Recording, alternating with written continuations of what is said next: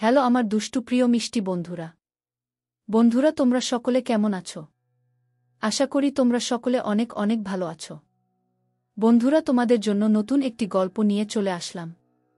বন্ধুরা, গল্পটি শেষ পর্যন্ত দেখলে আপনাদের দাঁড়িয়ে যাবে, আপনারা হাতের কাজ করতে বাধ্য হবেন। চলুন বন্ধুরা, কথা না বাড়িয়ে গল্পটি শুরু করি। আহির হঠাৎ অনুভব করল পেছন থেকে দুটি নরম হাত শক্ত করে তাকে জড়িয়ে ধরেছে। বুকের কাছাকাছি এক মৃদু স্পর্শ, উষ্ণ নিঃশ্বাসের বাতাস তার পিঠ ছুঁয়ে যাচ্ছে। মুহূর্তের জন্য থমকে গেল সে, কিন্তু ঠিক পরের মুহূর্তেই বুঝতে পারল এই স্পর্শ, এই উষ্ণতা, এই ঘনিষ্ঠতা। নুহা। আহিরের ঠোঁট কাপড় সামান্য গলায় অভিমানের এক অনুরণন বেজে উঠল। আপনি না চলে গিয়েছিলেন? 6 বছর পর ফিরে আসার কথা ছিল, তাই না? নুহা তবু সেইভাবেই চুপচাপ দাঁড়িয়ে রইল, মুখে এক রহস্যময় হাসির রেখা, যেন এই অভিমান, এই অভিযোগ তার জানা গল্পেরই অংশ। মৃদু স্বরে বলল, আহির। আহির কোনো উত্তর দিল না। নুহা আবারও বলল, আপনি কি রাগ করেছেন? আহির এক দীর্ঘশ্বাস ফেল, যেন বুকের ভেতর জমে থাকা কথাগুলো পথ খুঁজছে বেরিয়ে আসার। না তো নুহা, আমি। কিন্তু তার বাক্য শেষ হওয়ার আগেই নুহা হঠাৎ হেসে উঠল। সেই হাসির সুরে ছিল এক অদ্ভুত কোমলতা। সরি, আমি তো জাস্ট মজা করছিলাম। মজা কি শুধু আপনিই করতে পারেন? আহির, জানেন, ছোটবেলা থেকেই আমি একা একা বড় হয়েছি। আমাদের ছোট্ট পরিবার, আব্বু আম্মু, আমি আর নিশি। বাবা মা দুজনেই কাজে ব্যস্ত থাকতেন। সময় কম ছিল, কিন্তু তবু আমরা ভালোই ছিলাম। আমাদের মধ্যে এক ধরনের বন্ধন ছিল। কিন্তু হঠাৎ জীবনে এমন কিছু ঘটে গেল যা আমি প্রথমে বুঝতেই পারিনি। যেন সময় থমকে গেল, জীবন অন্য কোনো পথে মোড় নিল। তারপর যখন আব্বু আম্মুকে চিরদিনের জন্য হারালাম, তখন মনে হলো চারপাশের পৃথিবীটা কেবল এক শূন্যতা দিয়ে ঘেরা। প্রতিটা শব্দ, প্রতিটা স্পর্শ, প্রতিটা সম্পর্ক, সবই যেন ধীরে ধীরে মুছে যেতে লাগল। আমি একা থাকতে শিখে গেলাম। এই বাড়িতেও থাকতে চাইনি। সবকিছু ছেড়ে চলে যেতে চেয়েছিলাম, কিন্তু নিশির জন্য, দাদুমনির জন্য থেকে গিয়েছিলাম। হয়তো নিজেকেও বোঝাতে চেয়েছিলাম যে একা থাকলেও সম্পর্কের কিছু শিকড় কখনো ছেঁড়া যায় না। নুহার কণ্ঠের প্রতিটি শব্দ যেন গভীর এক আবেগের ছোঁয়ায় ভিজেছিল। আহির শুধু শুনছিল, যেন এই কথাগুলো শুধু কথামাত্র নয়, এগুলো নুহার অস্তিত্বেরই অংশ, যা এতদিন তার হৃদয়ের গভীরে লুকিয়েছিল। আমি ভেবেছিলাম বাকি জীবনটা একাই কাটিয়ে দেব। একা থাকাই হয়তো আমার নিয়তি। কিন্তু তারপর আপনি এলেন। শুরুতে আপনাকে সহজেই করতে পারতাম না।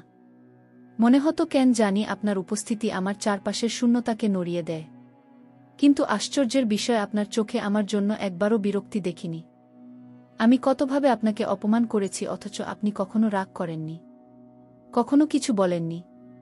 মাঝে মাঝে ভাবতাম, মানুষ এতটা ধৈর্যশীল হয় কিভাবে। আসলে আপনি আমার জীবনে আসা সবচেয়ে বড় আশীর্বাদ। আপনার কাছে আমি যে গুরুত্ব পেয়েছি, সেটি যেন আমার আব্বুর কাছেই পেয়েছিলাম একসময়। আমার ছোট ছোট খুশিগুলোর কি অপার যত্ন নিয়েছেন আপনি। আমার আবেগগুলো বোঝার চেষ্টা করেছেন, আমাকে একা থাকতে দেননি। আপনার কি মনে হয় শুধু আপনিই আমাকে ভালোবাসেন? শুধু আমি আপনাকে মেনে নিয়েছি?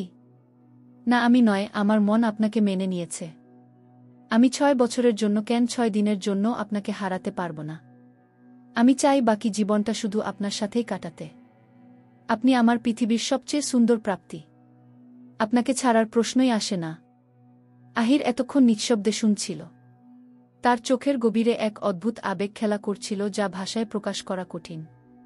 নুহার শেষ কথাগুলো শুনে গম্ভীর স্বরে বল, আপনি ভেবে বলছেন?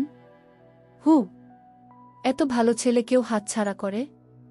6 বছরের জন্য আপনাকে ছেড়ে চলে যাব, আর আপনি যদি অন্য কাউকে বিয়ে করে ফেলেন? সত্যি করে বলুন তো, করতেন না আরেকটা বিয়ে? আহির নুহার দিকে এক ঝটকায় ঘুরে দাঁড়াল। কোনো কিছু না বলেই তাকে শক্ত করে বুকে জড়িয়ে নিল। তার অস্তিত্বের সমস্ত উষ্ণতা দিয়ে আঁকড়ে ধরল নুহাকে, যেন এই মুহূর্তে পুরো পৃথিবীর সব উত্তর তার বুকে লুকিয়ে আছে। তারপর ধীর গভীর কণ্ঠে বল, গ্যারান্টি দিতে পারছি না। খুবই সেনসিটিভ বিষয় তো, হয়তো করে ফেলতেও পারি। নুহা মুহূর্তেই মুখ তুলে তাকাল। চোখ দুটো বিস্ময়ে বড় হয়ে গেল। আপনার পা ভেঙে ঘরে রেখে দেব? আহির হেসে বল, তাহলে সংসার চালাবো কিভাবে? পঙ্গু স্বামী নিয়ে আপনার অসুবিধা হবে না? নুহা চোখ টিপে মুচকি হেসে বলল, আপনি তো জানেনই আপনার বউ একজন বিজনেস ওম্যান। তার উপর শ্বশুরের টাকা পয়সার ও অভাব নেই। অতএব এরকম 2-4টা জামাই আমি বসিয়ে খাওয়াতে পারব। তাও সতীন একদম না। দুজনেই একসঙ্গে হেসে উঠল। যেন সমস্ত অভিমান, দীর্ঘ প্রতীক্ষার কষ্ট, হারিয়ে যাওয়ার ভয় সব মিলিয়ে এই মুহূর্তে গলে গেল উষ্ণ ভালোবাসায়। আহির একটু থেমে নুহার কপালে আলতো করে ঠোঁট ছোঁয়ালো। নুহা, আপনি যদি আমার থেকে মাত্র 6 সেকেন্ড দূরে থাকেন, তাহলেও সেটা আমার জন্য 6 বছরের সমান। নুহা হেসে বলল, আর কত মুগ্ধ করবেন বলুন তো? আহির তার দৃষ্টি আরও গা করে বলল, আপনার মুগ্ধতার কাছে এইটুকু তো কিছুই না। আপনি নিজেও জানেন না আপনি আমাকে কতটা মুগ্ধ করার ক্ষমতা রাখেন। আর আজ আপনাকে এই রূপে দেখে সমস্ত মুগ্ধতার সীমা অতিক্রম হয়ে গেছে। আমি এতটা সুন্দর নই। আহির ধীরে ধীরে এগিয়ে এলো, চোখে অপার গভীরতা। তার কণ্ঠে এক দুই মায়াবী সুর, একবার আমার চোখ দিয়ে নিজেকে দেখবেন, তাহলে বুঝতে সুবিধা হবে। এখানে যার যার দৃষ্টির উপর নির্ভর করে রূপ থাকা জরুরি নয়। বলেই আহির নুহার গালের পাশে মুখ এনে এক আলতো চুম্বনে ছুঁয়ে দিল তাকে। নুহার হৃদস্পন্দন মুহূর্তের জন্য থমকে গেল। চোখ দুটো আপনাপনিই বন্ধ হয়ে এল। আহির নুহাকে কোলে তুলে নিল। নুহা এক চিলতে অবাক হয়ে আহিরের গলায় হাত জড়িয়ে ধরল। তার স্নিগ্ধ সুবাস, শক্ত হাতের ভরসা সব মিলিয়ে এক অনাবিল প্রশান্তির অনুভূতি ছড়িয়ে পড়ল নুহার মনে। আহির তাকে খাটে শুইয়ে দিয়ে কপালে আলতো করে একটা চুমু দিল, যেন সে তার সমস্ত ভালোবাসা এই স্পর্শে গেঁথে দিচ্ছে। আপনার মুখের এই হাসিটা আমি সারা জীবন ধরে রাখব। আর যে জায়গাটা আপনি আমাকে দিয়েছেন, সেটা আমি সারা জীবন ধরে আগলে রাখব। সারা জীবন আপনার সাথে থাকব, কখনো আমাদের মাঝে দূরত্ব আসতে দেব না। রাগ, ঘৃণা, কষ্ট কোনো কিছুই আমাদের ভালোবাসার মধ্যে আসতে পারবে না। আর সতীনের তো প্রশ্নই আসে না। অনেক রাত হয়ে গেছে, ঘুমিয়ে পড়ুন। আহির ধীরে ধীরে সরতে চাইল, কিন্তু ঠিক তখনই নুহা তার কাঁধে হাত রাখল। আহির নুহার দিকে তাকাতেই নুহা তড়িঘড়ি করে চোখ ফিরিয়ে নিল। তার গালে এক চিলতে লজ্জার আভা। আহির মুচকি হেসে নুহার কপালের সঙ্গে নিজের কপাল ঠেকিয়ে দিল। নুহার নিঃশ্বাস ভারী হয়ে এলো, চোখ দুটো আপনভাবেই নিমিলিত হয়ে গেল। নুহা, আপনি? নুহা কিছু বলল না, শুধু চোখের পলক নামিয়ে রাখল। এক অনির্বচনীয় আবেগ তাদের দুজনকে একসঙ্গে ভাসিয়ে নিয়ে গেল অনুভূতির গভীর সমুদ্রে। রাত গভীর হল, আর তাদের হৃদয়ের বাঁধন আরও নিবিড় হয়ে জড়িয়ে গেল এক অব্যক্ত, অনন্ত বন্ধনে। সকালটা যেন এক কোমল সোনালি পর্শে ভেসে যাচ্ছে। জানালার ফাঁক গলে আসা মিষ্টি রোদ ঘরের কোনায় স্নিগ্ধ আলো ছড়িয়ে দিয়েছে। হালকা বাতাস পর্দার আড়ালে লুকোচুরি খেলছে। ঘর জুড়ে এক নিবিড় প্রশান্তি। আহির এখনও গভীর ঘুমে আচ্ছন্ন। প্রশান্ত মুখে নিঃশ্বাসের ভারসাম্য ঠিক রেখে নিশ্চিন্তে শুয়ে আছে। তার বুকে নেমে আসা নিস্তরঙ্গ প্রশান্তি যেন ঘরের বাতাসকেও ভারী করে তুলেছে। নুহা ধীরে ধীরে উঠে বসল। এক মুহূর্ত চুপচাপ তাকিয়ে থাকে আহিরের প্রশান্ত মুখের দিকে। ঘুমের দেশে হারিয়ে যাওয়া এই মানুষটাকে এত নির্ভার, এত কোমল আগে কখনো দেখা হয়নি। তার কপালের উপর এলোমেলো চুলগুলো নুহা আলতো করে সরিয়ে দিল। একটা মৃদু হাসি খেলে যায় তার ঠোঁটে। তারপর ধীরে ধীরে বিছানা থেকে উঠে দাঁড়ায়। পায়ের শব্দ পর্যন্ত আটকে রেখে নিঃশব্দে চলে গেল, যাতে আহিরের শান্ত ঘুমটুকু কোনোভাবে ব্যাহত না হয়। নুহা সবে মাত্র গোসল সেরে আয়নার সামনে দাঁড়িয়ে ভেজা চুল মুছতে ব্যস্ত। তার প্রতিচ্ছবিতে ফুটে উঠছে এক অনাবিল সৌন্দর্য। সে চুলগুলো এক ঝটকায় নাড়াতেই সেখান থেকে কয়েক ফোঁটা পানি ছিটকে গিয়ে পড়ল আহিরের মুখে। আহির চোখ কুঁচকে নড়েচড়ে উঠল। তারপর ধীরে ধীরে চোখ খুলল। কিছুক্ষণ চুপচাপ তাকিয়ে থাকল নুহার দিকে। তারপর ঠোঁটের কোণে এক টুকরো হাসি এনে বলল, আমাকে ডাকলেন না যে? নুহা চমকে ফিরে তাকাল। আহির যে এতক্ষণ ধরে তাকে দেখছিল তা বুঝতেই পারেনি। একটু অবাক হয়ে বলল, আপনি অজ্ঞানের মতো ঘুমাচ্ছিলেন, তাই ভাবলাম জ্ঞান আর নাই বা ফেরালাম। আহির আলতো হাসল, তারপর হালকা গলায় বলল, কাল সারারাত আপনার জন্য ঘুমাতে পারিনি। কথাটা শুনতেই যেন নুহার সারা শরীরে এক অদ্ভুত লজ্জার স্রোত খেলে গেল। মনে হলো তার বুকের ভেতরটা কেমন যেন ধকধক করছে। ঠোঁটটা একটু কেঁপে উঠল, কিন্তু কিছু বলল না। ঠিক তখনই আহির একটা গভীর হাই তুলে বলল, আপনি জানেন, আপনি কত জোরে নাক ডাকেন। এইভাবে নাক ডাকলে কেউ ঘুমাতে পারে?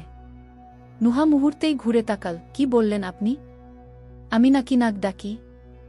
আহির কৌতুক ভরা গলায় বল, হ্যাঁ, আবার অস্বীকার করছেন? নুহা অবিশ্বাসের দৃষ্টিতে তাকিয়ে রইল আহিরের দিকে। আহির তখনই উঠে দাঁড়িয়ে হাত উঁচু করে বলল, সরুন তো, আপনার জন্য দেরি হয়ে গেল। আমাকে কিন্তু চাকরি খুঁজতে যেতে হবে। নুহা হাত গুটিয়ে গম্ভীর মুখে বলল, ঠিক আছে, তাহলে আজ থেকে আপনি সোফায় থাকবেন, যেখানে এতদিন থাকতেন। তাতে হয়তো আপনার আর কোনো অসুবিধা হবে না। আহির এক পা এগিয়ে এলো নুহার দিকে, চোখে সেই চিরচেনা উষ্ণতা। তারপর হঠাৎই নুহাকে পিছন থেকে শক্ত করে জড়িয়ে ধরল। তার উষ্ণ শ্বাস এসে লাগল নুহার ঘাড়ের কাছে। আহির আলতো করে থুতনি ঠেকাল নুহার কাঁধে, কণ্ঠস্বরে একরাশ মৃদু স্নিগ্ধতা। তেমন কোনো অসুবিধা হয়নি তো? আমি তো চাই এমন অসুবিধা আমার রোজ হোক। নুহার বুকের ভেতর যেন ঝড় উঠল। কথাটা শোনামাত্রই শরীরের সমস্ত শক্তি কোথায় যেন বিলীন হয়ে গেল। লজ্জায় গাল রঙিন হয়ে উঠল তার। সে নিজেকে সামলানোর চেষ্টা করল, কিন্তু আহির তখনই আরও কাছে ঝুঁকে এল। গভীর মায়ে তার নরম গালে ঠোঁট ছুঁয়ে দিল, যেন একটুকরো কোমল সন্ধ্যা এসে নামল তাদের মাঝে। তারপর মৃদু হেসে বলল, ধন্যবাদ।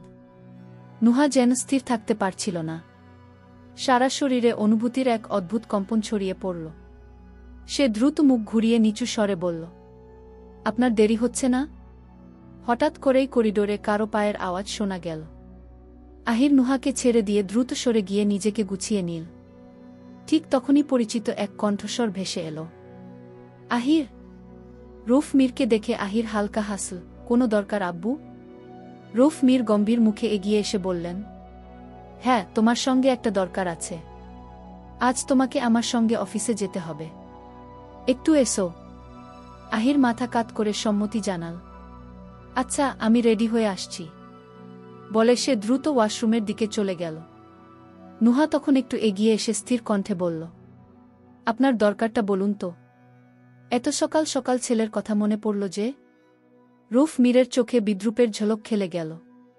হালকা হাসলেন, তবে সেই হাসির ভেতরে ছিল প্রচ্ছন্ন হুমকি। সেই কৈফিয়ত কি আমাকে তোমাকে দিতে হবে? নিজেকে কি ভাবতে শুরু করেছ বলো তো? বেশি বাড়াবাড়ি করো না, নয়তো তোমার এই উড়াউড়ি বন্ধ করতে আমার 1 মিনিটও লাগবে না। নুহা একটুও ভরকাল না, তার চোখে দ্বিতার আগুন। শান্ত কিন্তু দ্বিকণ্ঠে বলল, আপনিও বরং আনন্দ উপভোগ করুন যতদিন পারেন, কারণ খুব তাড়াতাড়ি আপনি জেলের ভেতরে থাকবেন, আর সেই ব্যবস্থা আমি নিজে করব।